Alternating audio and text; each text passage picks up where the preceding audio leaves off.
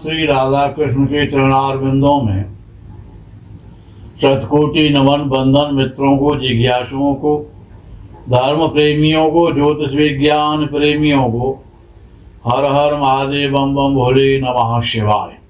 मित्रों, आज जो जीवन का बड़ा महत्वपूर्ण और विचारणीय, चिंतनीय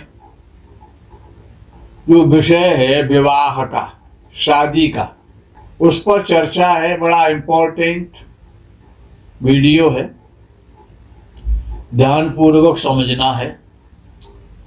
कोई विषय इंपॉर्टेंट है, जीवन का विषय है, जीवन को बनाने और बिगाड़ने वाला विषय है। जीवन का सुख और दुख इसी विषय में छिपा हुआ है।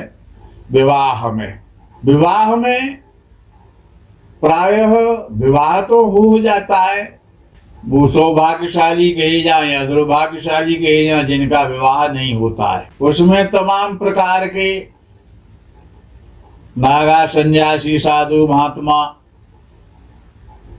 विरक्त तपस्वी आ जाते हैं, जिनका विवाह नहीं होता है। उनको सौभाग्यशाली आप मान लो या फिर दुर्भाग्यशाली मान लो, कुछ तो मानना पड़ेगा। अब विवाह का सुख नवांश कुंडली से देखना चाहिए। नवांश कुंडली के चौथे भाव से विवाह का सुख कल्पित किया जाना चाहिए, उसकी कल्पना करनी चाहिए। नवांश के चौथे भाव से, यदि नवांश का चौथे भाव का स्वामी पापक ग्रहों के साथ है या पापक ग्रहों से दृष्ट हो रहा है, नीच राशि का है, नवांश में 6, 8, 12 में बैठा हुआ है, पाप पीड़ित है, और भाव भी यदि पाप पीड़ित है तो सुख मिलना बड़ा कठिन काम है। विवाह तो सबका होता है, लेकिन विवाह का सुख चौथा भाव और चौथे भाव का स्वामी ही बताएगा। और सुख का कारक, विवाह का सुख का कारक कौन है? पुरुष की कुंडली में तो शुक्र है और स्त्री की कुंडली में बृहस्पति है। ये विवाह के सुख के कारक हैं, विवाह के भी कारक हैं, पति पत्नी के भी कारक हैं और विवाह के सुख के भी कारक हैं। तो पुरुष की कुंडली में शुक्र को देखना है, लगन में भी और नवांश में भी। विवाह का सुख कैसा है, ये चौथा भाव, चौथे भाव का स्वामी और शुक्र बताएगा, स्त्री की कुंडली में बृहस्पति बताएगा। अब बात करते हैं कि जो विवाह है या जो हमारा ज्योतिष शास्त्र है जिसमें से विवाह को देखा जाता है, वैदिक ज्योतिष शास्त्र में जो मास और महीने जो आते हैं वो तिथि के आधार पर होते हैं।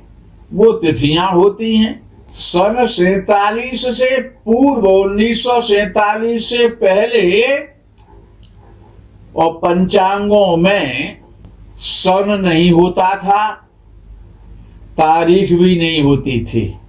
याद रखें, सन 47 से पहले के जो पंचांग हैं, हमने उनको बड़े बारीकी से पहले देखा है कि उन पंचांगों में सन और तारीख नहीं हुआ करता था।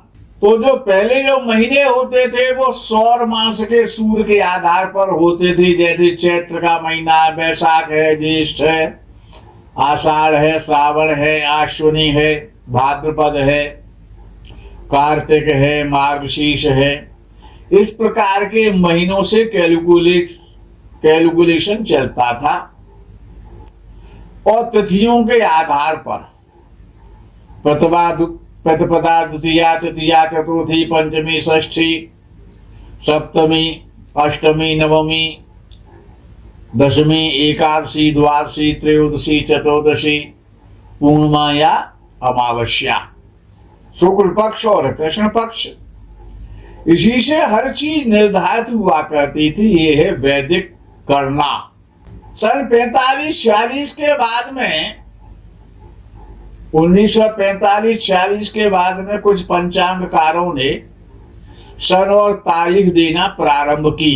अब उसका प्रचलन इतना बढ़ गया है कि लोग जो सौर मास होते हैं, ज्येष्ठ आषाढ़ सावन, इनको तो भूल चुके हैं। अब तो जनवरी फरवरी मार्च अप्रैल मई जून याद रह गया है, तारीख याद रह गई है, 1 2 3 4 5 6 तिथियां तो भूल गए हैं। तो अब जो विवाह देखा जाता, भाई किस तारीख को तेरा विवाह हुआ था, उसी तारीख को उसकी एनिवर्सरी मनाई जाती है, विवाह का उत्सव मनाते हैं। और उसमें 5 तारीख है, 8 तारीख है, 10 तारीख है, अप्रैल का महीना है, जून का महीना है, फरवरी का महीना, नवंबर का महीना है, दिसंबर का महीना है। अब ज्येष्ठ और आषाढ़ खत्म हो चुके हैं, माघ और फाल्गुन खत्म हो चुके हैं। तो आज विषय है कि आपका विवाह किस वर्ष में होगा और वर्ष के किस महीने में होगा। अब ज्येष्ठ आषाढ़ का समय नहीं रहा तो हम ज्येष्ठ आषाढ़ नहीं बोलेंगे, फरवरी मार्च अप्रैल मई जून बोलेंगे।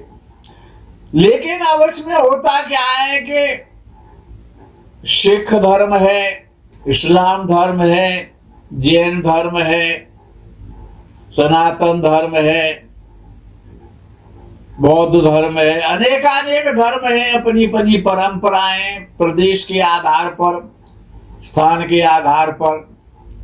प्राय सनातन धर्म में देखा जाता है उत्तर भारत में, जैसे दिल्ली है, हरियाणा है, उत्तराखंड है, उत्तर प्रदेश है, बिहार है, झारखंड है, मध्य प्रदेश है, राजस्थान है।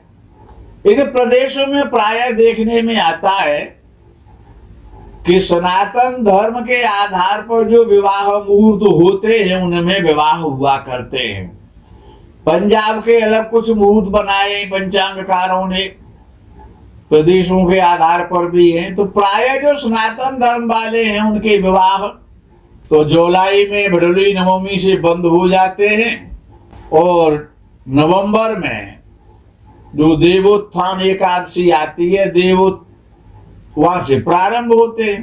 तो 15 जुलाई के बाद, 16 जुलाई के बाद, 17 जुलाई के बाद प्राय विवाह मुहूर्त पंचांग में नहीं दिए जाते हैं सनातन धर्मावलंबियों के लिए। और फिर नवंबर से वो 10-11 नवंबर से 12 नवंबर से वो पुनः मुहूर्त प्रारंभ होते हैं।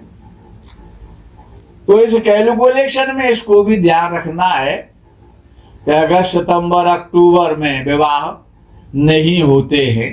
अब इसमें जो कैलकुलेशन है वो ये जो आपके अब स्क्रीन पर आने वाला है कि इसमें 7 बार दिए गए हैं। और सोमवार है, मंगलवार है, बुधवार है, गुरुवार है, शुक्रवार है, शनिवार है और रविवार है। इसमें जो संख्या लिखी है, सोमवार के आगे 386 लिखा हुआ है, मंगलवार के आगे 2 से 88 संख्या लिखी हुई है, बुधवार के आगे 378 लिखा हुआ है, गुरुवार के आगे 874 लिखा हुआ है, शुक्रवार के आगे 386 लिखा हुआ है, शनिवार के आगे 388 लिखा हुआ है, रविवार के आगे 756 लिखा हुआ है। अब ये जो संख्या है ये इन बारों की फिक्स संख्या है, इसमें कोई घटा बढ़ी नहीं होती है, ये आप लिख सकते हैं। अब मान लो किसी का जन्म गुरुवार को हुआ। अब गुरुवार इंग्लिश के आधार पर, इंग्लिश समय के आधार पर देखेंगे कि रात्रि में 12 बजे के बाद दिन भी बदल जाता है अंग्रेजी के हिसाब से, कंप्यूटर के हिसाब से। तो जो बदला हुआ बार है उसी को कैलकुलेट करेंगे। 12 बजे से पहले का बार अलग होगा और 12 बजे के बाद का यदि जन्म हुआ है तो बार बदल जाएगा। उसका भी आपको ध्यान रखना है जन्म बार में कैलकुलेशन करने में।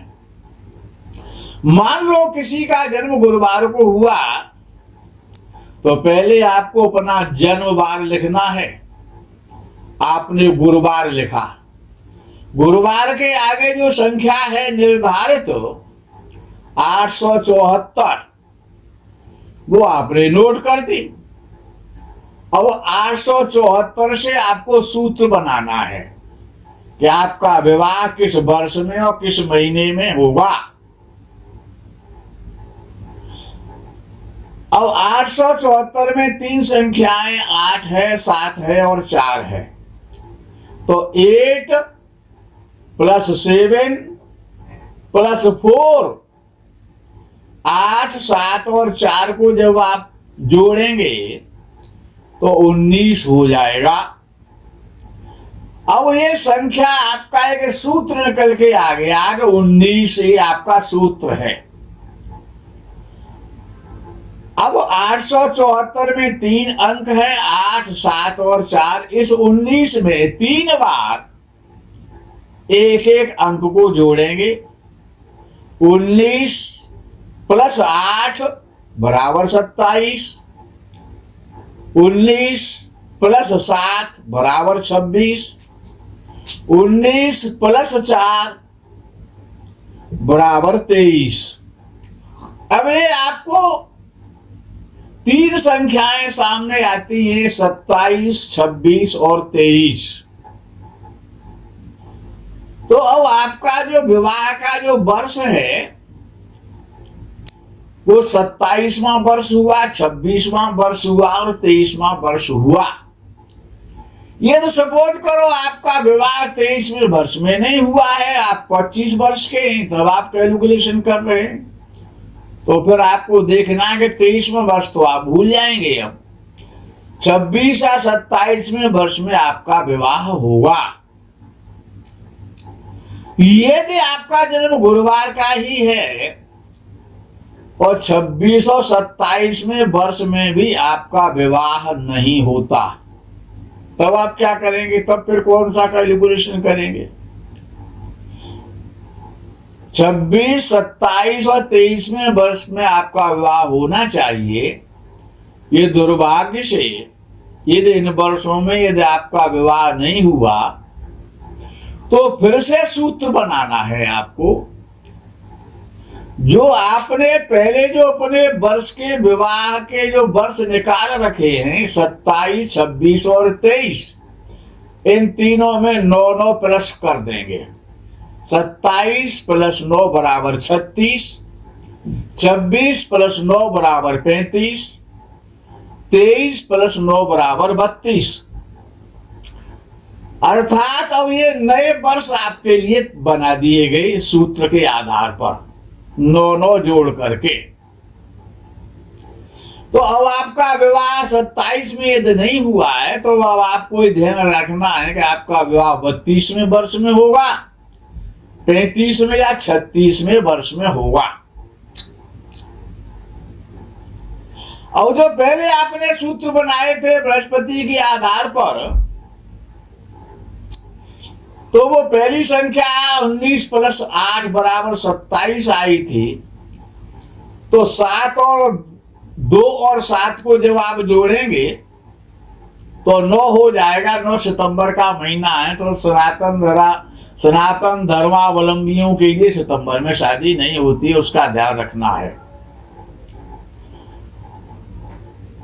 अब 19 और 7 26 होते हैं, 2 और 6 8 होते हैं, तो वो अगस्त का महीना हो जाता है। अगस्त के महीने में शादी नहीं होती है।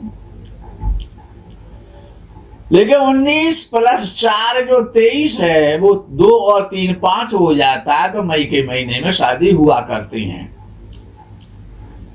लेकिन जहां पर लव मैरिज होता है, कोर्ट मैरिज होता है, तो जो महीने अपने जो बनाएंगे वो जो वर्ष आए उनको जोड़ करके बनाएंगे। जैसे 27वां वर्ष आ गया तो 2 और 7 को जोड़ देंगे तो सितंबर का महीना हो जाएगा।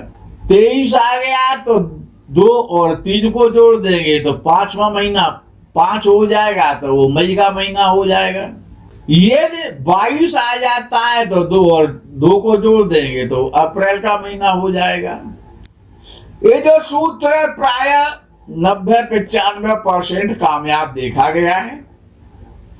इस सूत्र से आप अपने जन्म का बार ढूंढें, उस बार को याद रखें, जो भी बार है उससे ये सूत्र बना लें, तो आपको ये पता हो जाएगा मेरा विवाह इस वर्ष में होगा, या इस वर्ष में होगा, या इस महीने में होगा। अब जैसे कि 4 आ जाता है तो अप्रैल में या तो आपकी सगाई हो जाएगी या आपका विवाह हो जाएगा, निश्चित हो जाएगा। 10-15 दिन आगे पीछे भी हो सकता है, लेकिन ये विवाह के सूत्र 90-95% वो फल देने वाले बताए गए हैं कैलकुलेशन के आधार पर। मित्रों, इन सूत्रों का आप उपयोग करें और जैसा भी अपना अपना जो अनुभव है, किसका विवाह कब हुआ था, ये सूत्र कितना सटीक अपना काम कर रहा है, प्लीज हमको कमेंट के द्वारा अवश्य सूचित करें। मित्रों, आज के प्रकरण में यही विश्राम। आगे के प्रकरण का आप इंतजार करें। तब तक के लिए हर हर महादेव, बम बम भोले नमः शिवाय। जय गो माता की।